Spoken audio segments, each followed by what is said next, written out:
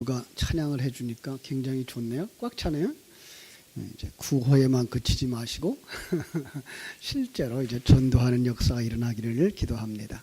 며칠 전에 우리 집사님 한 분이 이런 질문을 했어요.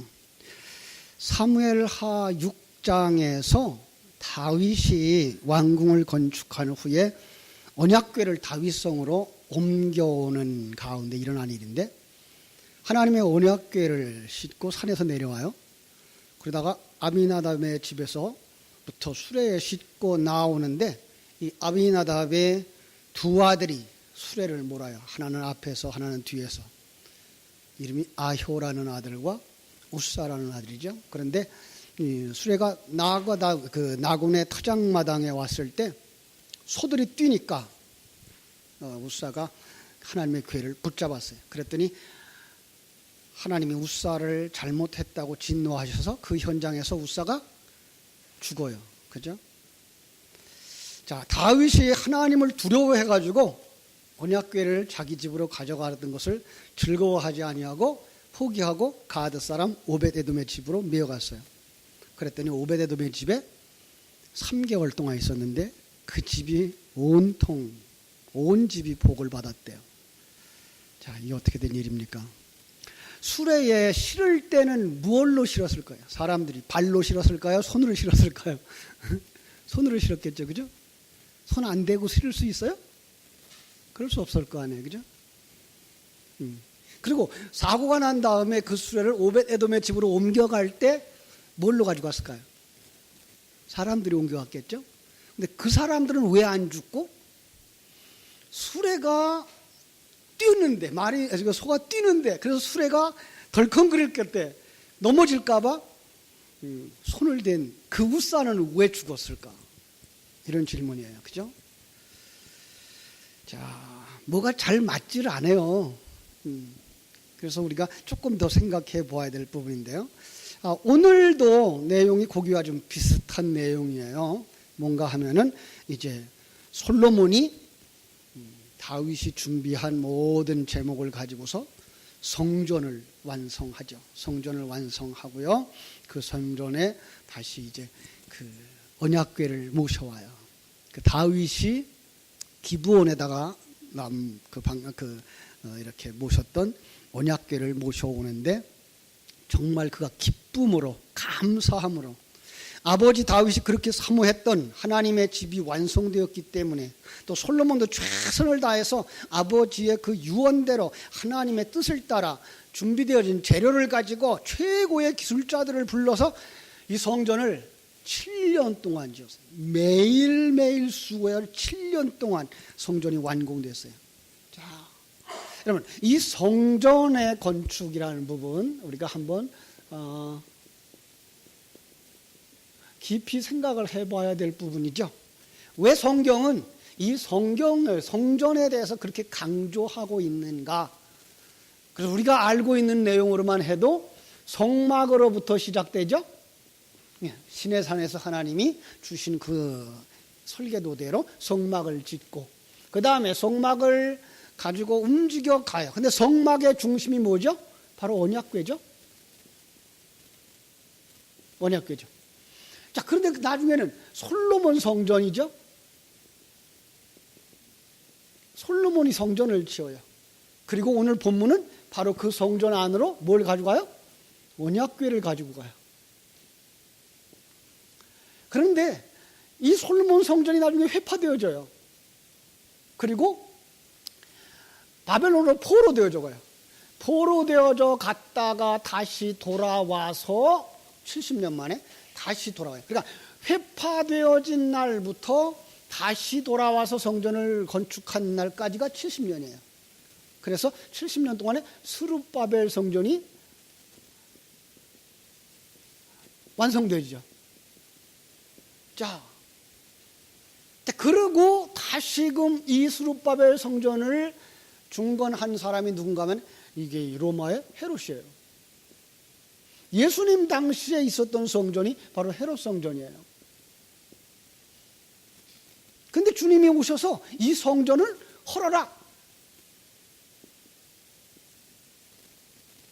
그리고 사흘 만에 다시 세우리라 이렇게 말씀하시면서 이 성전이라고 하는 이 성전 속에다가 어떤 이름까지 덧붙였는가 하면은 자기 자신이에요.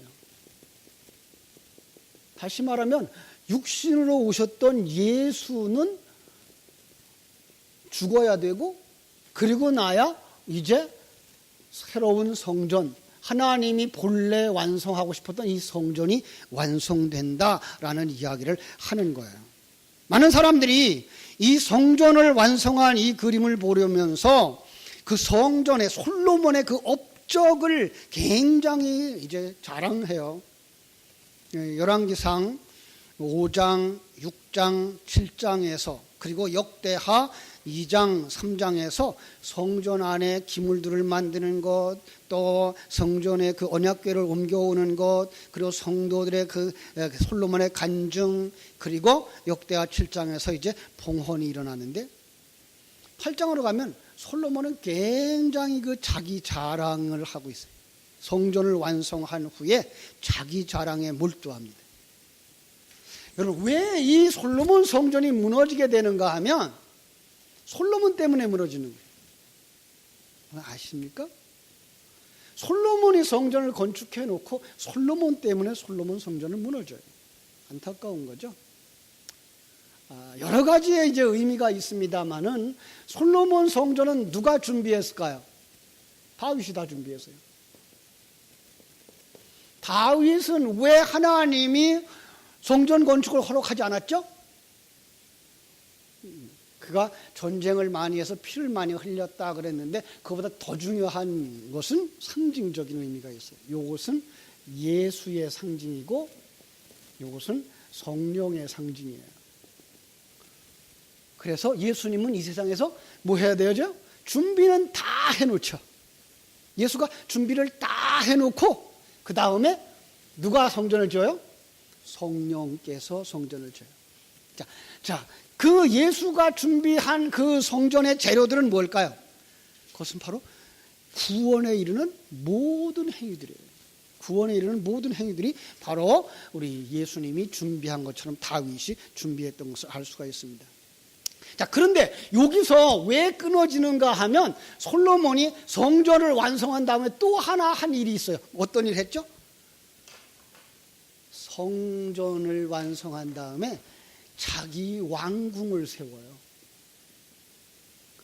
성전은 몇 년 동안 해서 완성했어요? 금량에 얘기했어요? 7년. 자기 왕궁까지 건축하는데 도합 몇 년 걸렸어요? 20년. 그럼 성전 짓는 데 시간이 더 걸렸어요? 자기 집 짓는 데 시간이 더 걸렸어요? 자기 집 짓는 데 시간이 더 걸렸어요.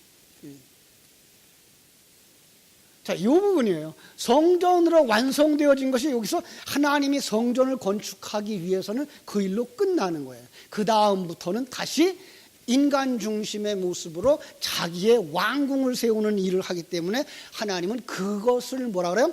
타락이라고 보고, 그래서 그 아버지의 타락하면 놀랍게도 그 아들에 대해 화를 당해요. 성경은. 그죠? 노아가 그 범죄했어요. 그런데 노아가 그 수치를 드러냈는데 그 아들이 함과 셈과 야벳이 있었어요. 그런데 누가 저주를 받았죠? 함이. 아니, 노아가 잘못했어요. 그런데 함이 저주를 받았어요? 아니요. 함의 아들 가나안이 저주를 받아요. 가나안이 저주를 받으면 그건 누구의 저주예요? 아버지인 함이 받은 저주예요. 여러분 보세요. 그래서 지금 솔로몬이 지은 그 죄를 지금 아들이 가서, 그래서 르호보암 때, 그죠? 여로보암과 분리가 돼요. 남북이 분리가 되죠. 여기서 타락한 그 결과가 북쪽 이스라엘과 남쪽 유다로 갈라지게 되어지고, 북쪽 이스라엘은 722년에 그 BC죠. 그리고 여기는 주전 586년에 여기는 완전히 망해요. 북쪽 이스라엘은 불신자를 상징하고 있기 때문에, 그리고 남유다는 하나님의 백성 다윗의 언약의 자손을 상징하고 있기 때문에 하나님은 그들을 어디를 통과시켜서 다시 구원해요? 바벨론을 통과시켜서, 바벨론을 통과시켜서 다시 돌아와서 성전으로 완성시켜요. 이것이 바로 하나님의 백성들, 다윗에게 언약한 그 언약의 성취라고 이렇게 보는 것이죠. 그렇습니다. 그러니까 성전은 모세가 성막을 만들 때는요, 몇 달 안 걸렸어요. 6개월밖에 안 걸렸어요. 반년밖에. 성막을. 그런데 솔로몬이 성전을 건축한 데는 7년의 기간이 걸렸어요. 여러분, 7년이라는 기간도 사실은 상징적인 숫자죠. 그죠? 하나님이 정하신 기간이에요. 자, 노아가 방주를 짓는 기간도 상징적인 숫자라고 그랬어요. 노아가 방주를 짓는 기간이 몇 년?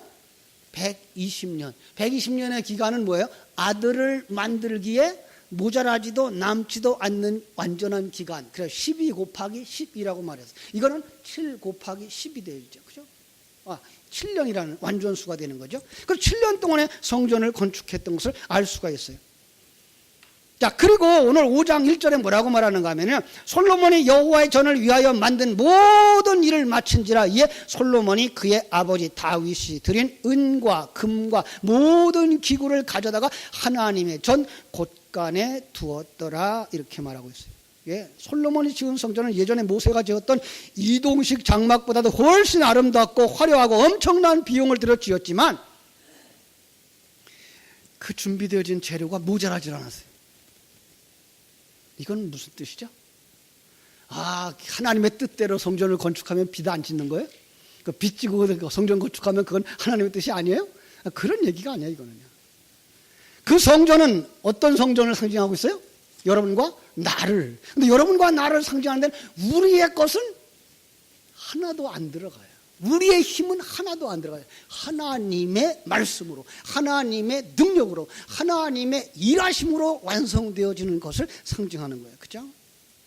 그래서 그 하나도 모자라지 않고 풍부했다라는 말 속에서 이런 말씀과 연결할 수가 있어요. 요한복음 6장 39절.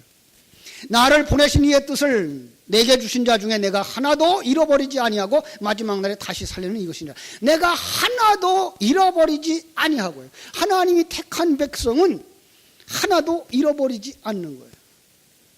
더 나아가서 우리 속에 하나님께서 버려야 될 것과 새로 재건축해야 되는 그 부분에 있어서는 하나도 오류가 나지를 않는 거죠. 그죠? 우리 구원자의 모습이죠. 자, 그런데 거기에 곳간에다 뭘 두었어요? 금과 은과 모든 기구를 가져다가 하나님의 전 곳간에 두었더라. 어떤 게 생각나요? 금과 은과 보석들. 어디가 생각나요? 요한계시록 21장. 예. 요한계시록 21장 18절 한번 가볼까요? 자, 요한계시록 21장 18절. 거기에는 어떻게 되어져 있는가요? 요한계시록 21장 18절에 가보니까 하나님이 완성한 성전의 모습이에요. 자, 제가 읽어드릴게요. 그 성곽은 벽옥으로 쌓였고 그 성은 정금인데 맑은 유리 같더라. 그 성의 성곽의 기초석은 각색 보석으로 꾸몄는데 첫째 기초석은 벽옥이요, 둘째는 남부석이요, 셋째는 옥수요, 넷째는 녹보석이고 다섯 번째는 홍만호, 여섯 번째는 홍보석, 일곱 번째는 황옥. 그런 보석들.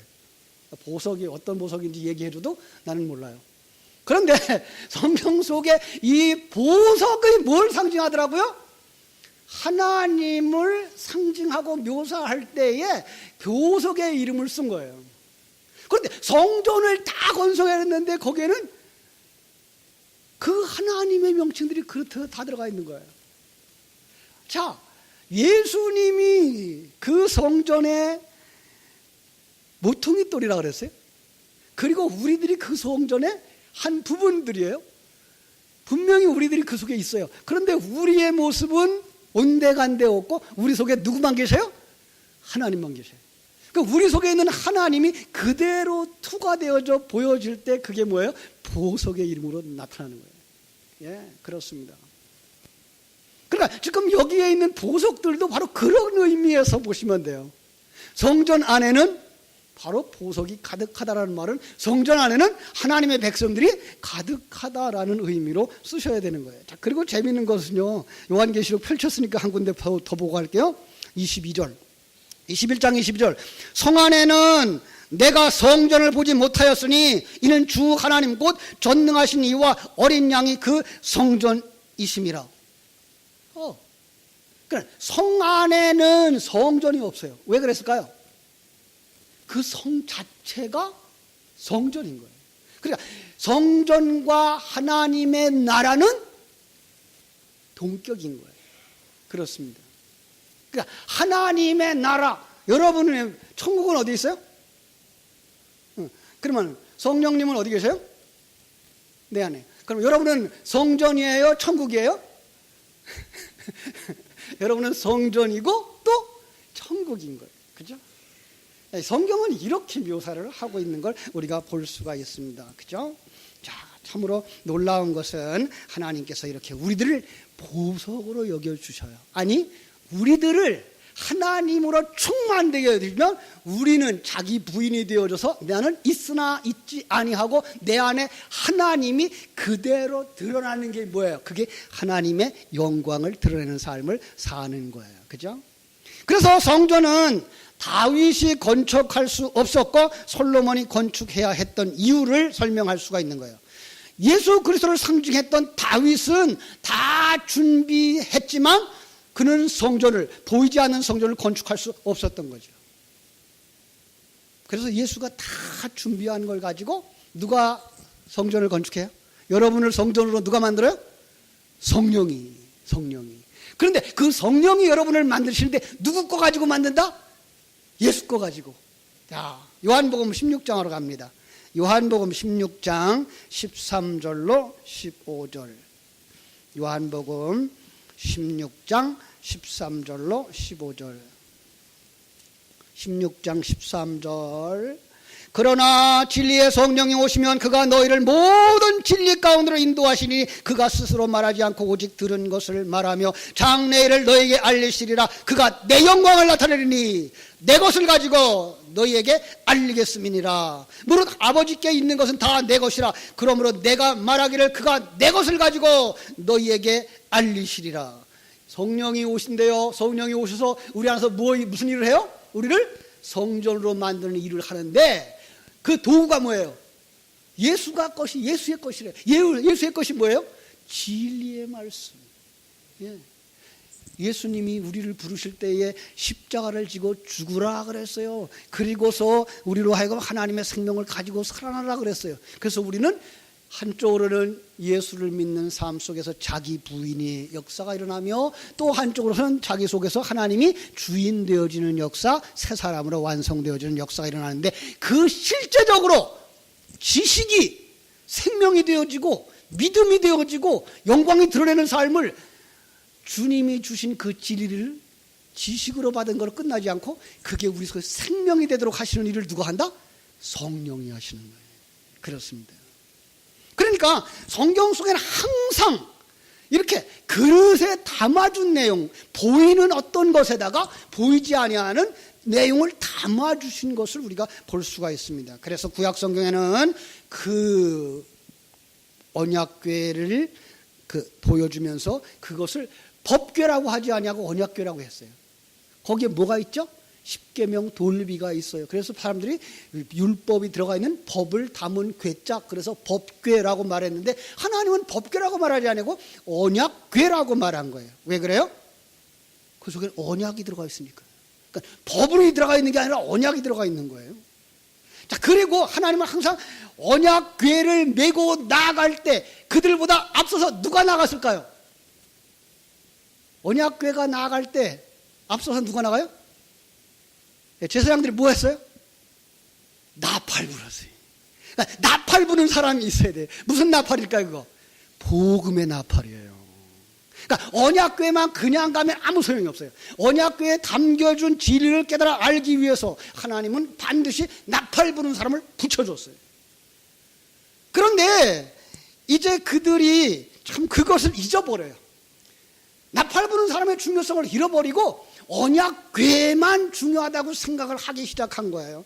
그 대표적인 사건들이 뭔가 하면 사무엘상 4장에 나오는 엘리 제사장 때에 블레셋이 쳐들어오자 그들이 전쟁의 의미가 뭔지 모르고 전쟁을 어떻게 대비해야 될지 하나님에게도 묻지 아니하고 나가서 전쟁할 때 4,000명이나 죽었어요. 이거 패배할 것 같아요. 그러니까 그들이 뭐 가져오라 그래요? 언약궤를 메고 오라 그래. 언약궤를 메고 오라고. 그랬더니 그 사람들이 두려워 떨고 있는데 실상 전쟁이 일어나고 보니까 언약궤가 아무 힘을 발하지 못해요. 왜 그랬을까요? 누가 없어서? 나팔 부는 사람이 없어서. 나팔 부는 사람이 없으면 아무 소용이 없는 거예요. 그죠? 자, 그러자 그 언약궤가 블레셋한테 뺏겼어요. 전쟁도 패하고 그 언약궤도 빼앗겨 버렸어요. 언약궤가 빼앗겨졌는데 놀라운 건 그들 속에 들어가서 다곤의 신전을 다 부숴버리고 악성 종양이 나게 하고 그래가지고 그 사람들이 두려워가지고 이번에는 그 술에다가 암소 2마리에다가 끌려서 어디로 바로 가면은 저게 하나님께로부터는 온 화고 바로 가지 않았으면 이건 자연적으로 일어난 거다라고 생각을 했는데 그 수레가 뒤에서 송아지가 우러제키는데도 불구하고 딱 자기의 길로 올라가는 거예요. 벳세메스로. 그죠? 자, 그러면 그 언약궤 때문에 그들이 화를 당한 거예요. 그런데 이때에도 또 한 번 큰 화가 일어났어요.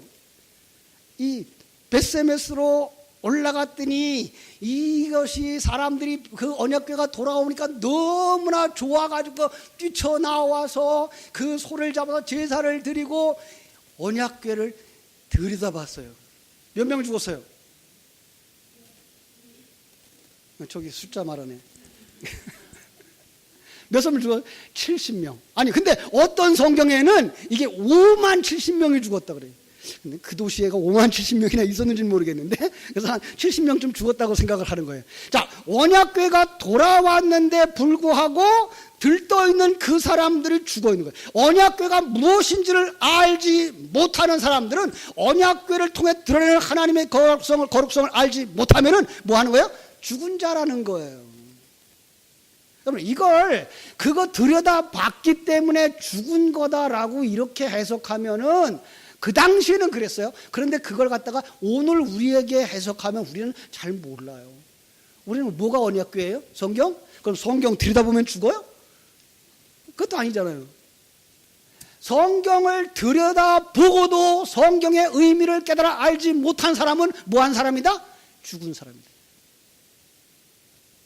그래서 고린도전서에서도 성찬에 대해서 얘기를 하면서 성찬을 제대로 하지 아니하면 병든 자가 많고 죽은 자도 많으리라 한 얘기는 성찬의 의미를 알지 못하고 떡을 먹고 잔을 마시는 자는 아무 소용이 없는 사람이다라는 의미예요. 그는 죽은 사람이다라는 얘기예요. 그런 의미를 성경은 가르치고 있는 거예요. 그러니까 지금 이 언약궤를 쳐다본다는 얘기가 그냥 우리가 바라다봤기 때문에 죽은 것 이렇게 보면은 아니고 그 언약궤에 담겨진 진리의 말씀을 알지 못하고 쳐다보는 자는 영적인 뭐한 사람들? 죽은 자들, 거듭나지 못한 사람들, 이런 의미를 가지고 있는 것을 우리가 보게 되는 거죠. 그렇죠? 자, 어쨌든 우여곡절 끝에 이제 그 언약궤가 이제 아비나답의 집에 들어가게 됐어요. 그죠? 그리고서는 이제 사울이 40년 통치가 끝나고 이제 다윗이 등장하게 되죠. 다윗이 하나님의 마음에 합한 사람이라 그는 우여곡절을 겪으면서 이스라엘 왕으로 올라요. 이게 사무엘인데요. 사무엘하 5장에 보면 그 왕이 된 다음에 전투에서 블레셋 전투에서 승리하고 사무엘하 6장에 가서는 이제 아미나답의 집에서 3만 명을 데리고 가서 언약궤를 옮겨오려고 했어요. 여기에 다윗의 실수가 나오는 거예요. 다윗은 언약궤를 가져오려고 하는 것이 정말 하나님의 말씀을 중심에 모시려고 하는 그 생각보다는 그걸 가져다가 다윗성의 노음으로 말미암아서 당시에 분리되어졌던 그 나라가 하나로 되어지며 왕권이 확립되며 도성의 신적 권위를 확보하려고 했던 이러한 옛사람의 속성을 그가 가지고 있었던 거예요. 그래서 사무엘하 6장 6절에 보니까 나곤의 타작마당에 일어서 소들이 뛰므로 이렇게 번역되어졌는데 그 원어를 살펴보니까요, 이 쏴마트라는 단어예요. 소가 어떻게 했다고요? 떠밀려서 이런 의미예요. 소가 비틀거려서. 여러분, 짐승이 비틀거리는 거 그것조차도 성경은 기록했을 때 거기에다 우연이라고 말하지 않는다는 사실이에요. 길을 가는데 당나귀가 길을 제대로 안 가. 어디서 봤어요? 민수기 22장 21절. 예. 이 모압 왕이 발람에게 뇌물을 주고 이스라엘 백성들을 저주해달라고 부탁을 해요. 하나님이 발람의 마음속에 안 된다, 가지 말라고 얘기해요. 근데 가지 말아야 되는데 이 발람의 속에 무슨 생각이 많아요? 돈이 생각이 나가지고서는 돈 때문에 안 가겠다 그래놓고는 그 길을 가는 거예요. 당나귀 타고 가는 거예요. 가는데 당나귀가 조그만 골목길에서 안 가는 거예요. 자꾸만 옆으로 비비적거리는 거예요. 결국에는 이 발람의 다리가 다 까질 정도로. 그러니까 어떻게 했어요? 이제 채찍으로 당나귀를 때렸어요. 그러니까 당나귀가 주저앉아 버리는 거예요. 일어나가 지팡이로 때리려고 그래요. 그랬더니 당나귀가 말을 해. 아니, 내가 당신에게 뭘 했기 때문에 이같이 때리는 거야? 그러죠. 아이마, 네가 거역했기 때문에 때리는 거지. 내가 칼이 있어서 너 죽였을 거야. 그랬더니 내가 언제 당신한테 이렇게 거절한 적이 있느냐고. 당나귀가 그래. 그때 하나님이 발람의 눈을 싹 열어 보이니까 뭐가 보여요? 하나님의 사자가 손에 칼을 가지고 길에 선 것이 보이는 거예요. 짐승을 움직이는 것도 하나님의 일하심이었다는 거예요. 여기서 이렇게 봐야 되는 거죠. 그러니까 하나님이 다윗의 행위를 거절한 거예요. 그거 가져와서 네가 왕권을 세우고 내가 신적 권위를 가진 자라고 이야기하려고 그러지, 그거 하지 마라. 그래서 거기서 뭐 하는 거예요? 중단시키는데, 중단시키는 하나님의 그 동작을 누가 가로막는 거예요? 우사가 가로막는 거예요.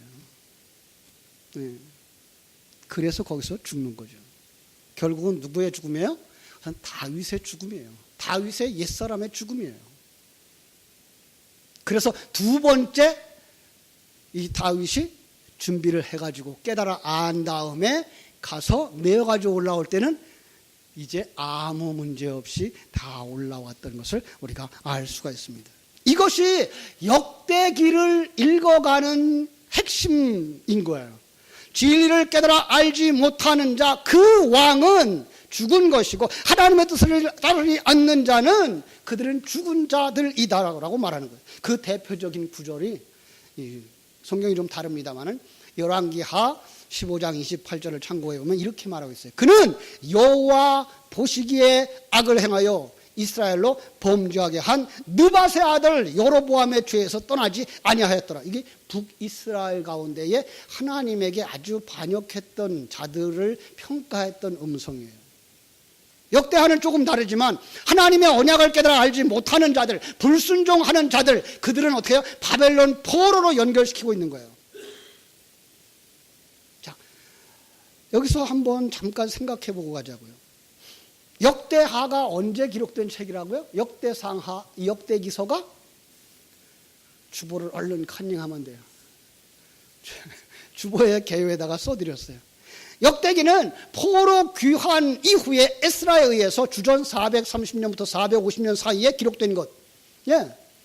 1차 귀환, 2차 귀환, 3차 귀환해서 예루살렘 성전도 건축하고 성벽도 건축하고 그리고 에스라를 통해서 말씀 운동도 했고 그리고 그들이 평안하게 자리 잡아가자 점점 또 어디로 가요? 타락의 길을 가고 있는 거죠. 그때의 에스라는 이 역대기를 쭉 써요. 아담에서부터 지금 그들이 바벨론 포로 되어지기까지의 역사를 쫙 써내려가면서 그 가운데에다가 무슨 얘기를 듣는 거예요? 지금 언약궤를 성전 안으로 가져오는 사건을 탁 쏘는 거예요. 그러면서 너희들이 누구냐? 우리가 누구냐? 우리는 하나님의 백성들이 아니냐? 이걸, 그러니까 역대기를 읽으면서 우리가 이걸 볼 수 있어야 돼요. 나는 그 하나님의 언약 가운데 있는 언약의 백성이다라는 확신이 거기서 확 들어야 돼요. 그럼 이제 우리가 어떻게 살아야 돼요? 우리는 하나님의 자녀답게 살아야 되는 거예요. 하나님의 자녀는 뭐 어떤 사람이 하나님의 자녀예요? 하나님이 인도하시는 자리에서 하나님의 영광을 위하여 평강을 누리고, 그죠? 자유하는 삶을 사는 거예요. 믿습니까? 예수 믿는 사람, 하나님의 자녀는 일이 잘 되는 것만이 아니고요. 그랬으면은 초대교회에 카타콤에서 죽은 사람들은 불쌍한 사람들이에요. 그 사자굴에 던져진 사람도 불쌍한 사람이고, 감옥에 갇혔던 사람도 불쌍한 사람이에요. 왜 하나님의 능력이 많은데 왜 그 일도 안 해줘요? 아니요. 하나님의 백성들은 사자굴에 들어가도 사자의 품에 안겨서 잠을 잘 수 있고, 감옥에 들어가도 거기서 지푸라기 위에다가 자리를 깔고 잠을 잘 수 있어요. 왜? 하나님이 이곳에 나를 보내신 이유가 있을 거야. 이 일을 통해서 하나님은 일하시는 것이 있을 거야를 믿는 사람 믿습니까? 네, 오늘 성도들이라고 하는 사람들은 이게 있어야 되는 거예요. 세상적인 욕망과 세상적인 그 갈등이 아니라 정말 하나님의 백성다운 평안함이 있어야 되는 거죠. 그렇죠? 그렇습니다. 그래서 이 정체성을 확립해주고 네가 그리스도의 종이라면, 그리스도의 신부라면 하나님의 자녀답게 살아라 라고 말씀하고 있는 것이 바로 역대기 상하라고 하는 것 여러분 기억하시고, 우리의 삶 속에 중심에 뭐가 있어야 돼요? 언약궤가 있어야 돼요. 언약궤가 뭐라고 그랬어요? 약속의 말씀, 진리의 말씀, 생명의 말씀. 그것을 그 율법적인 것으로 가지고 들어오면 죽은 자예요. 그 속에 진리로 가지고 들어와서 생명으로 살아가는 자가 되어져야 그가 산 자가 되는 줄로 믿습니다. 그래서 이번에 조금 길어요. 역대하는 36장까지 되어 있으니까 쭉쭉 읽어가시면서 하나님은 이런 사람들을 그렇게 다시 만들려고 바벨론으로 돌아가게 하였다가 바벨론에 가서 아닌 것들은 다 떨어버리고 진짜만 돌아오게 하는 거예요. 그 돌아오게 하는 자가 뭐예요? 남은 자들. 예, 놀라워요. 그들이 이긴 자들, 그들로 하여금 하나님의 성전을 완성하고 성벽을 완성하고 그리고 하나님의 증인의 삶을 살도록 요구하셨다는 사실을 깨달아 알고, 여러분 이 역대하를 읽으면서 많은 은혜들을 받게 되기를 주님의 이름으로 축원합니다. 기도하겠습니다. 고마우신 아버지,